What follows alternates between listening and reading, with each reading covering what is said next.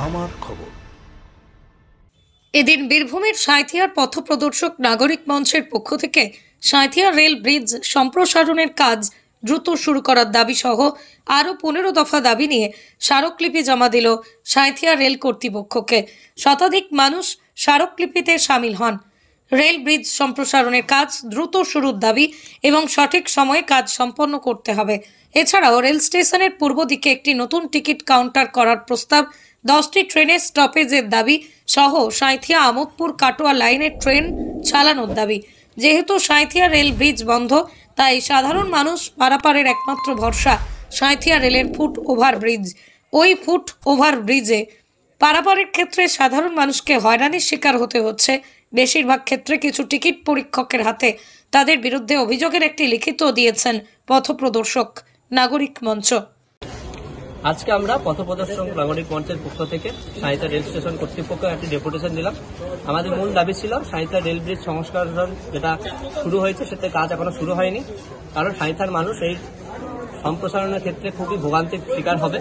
আমরা যে কাজ যতক্ষণ না শুরু করতে পারবো ততক্ষণ আমাদের কাজ শেষও হবে না। সেহেতু আমরা সম্প্রসারণের দাবি জানাচ্ছি খুব তাড়াতাড়ি, যত তাড়াতাড়ি সম্ভব সম্প্রসারণের কাজ শুরু করে এবং সঠিক সময় শেষ করতে হবে। ওগুলি দাবি সহ এবং সাঁইথিয়া রেল স্টেশনে আমাদের টিকিট কাউন্টার, টিকিট পরীক্ষক যিনি থাকেন, যারা থাকেন দু একজন, তাদের অভব্য আচরণ থাকে বিশেষ ক্ষেত্রে।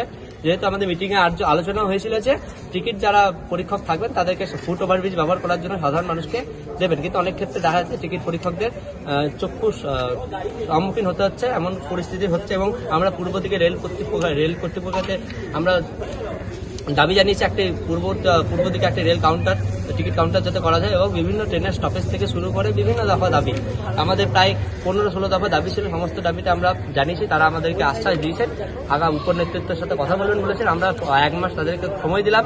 1 মাসের মধ্যে যদি আমাদের এই 16 দফা দাবি এবং 15 দফা দাবি যদি পূরণ না হয়, আমরা পথপ্রদর্শক নাগরিক মঞ্চ বিগত দিনে যেভাবে রেল ব্রিজ আন্দোলনের ক্ষেত্রে আমরা যেভাবে অগ্রণী ভূমিকা পালন করেছিলাম, সাঁইথিয়া মানুষের স্বার্থে আগামী দিন 1 মাসের মধ্যে আমরা কিন্তু আরো বৃহত্তর আন্দোলন রূপ নেব। কারণ আমরা চাই সাধারণ মানুষ যাতে কোনোভাবেই হ্যারাসমেন্টের শিকার না হয়। কারণ সাঁইথিয়ার মানুষ, এটা সাঁইথিয়া, এটা সিউড়ি নয়। তাই সিউড়ি যেভাবে ওভারব্রিজ মানুষের এখনো নাজেহাল হয়েছে, কিন্তু সাঁইথিয়া না, সাঁইথিয়া মানুষ আন্দোলন করতে জানে। কোনোভাবে যদি আমাদের দাবি যদি আমাদের দাবি যদি কোনোভাবে না হয়, আমাদের যদি মানা না হয়, সেক্ষেত্রে আমরা বৃহত্তর আন্দোলনের দিকে যেতে বাধ্য হব।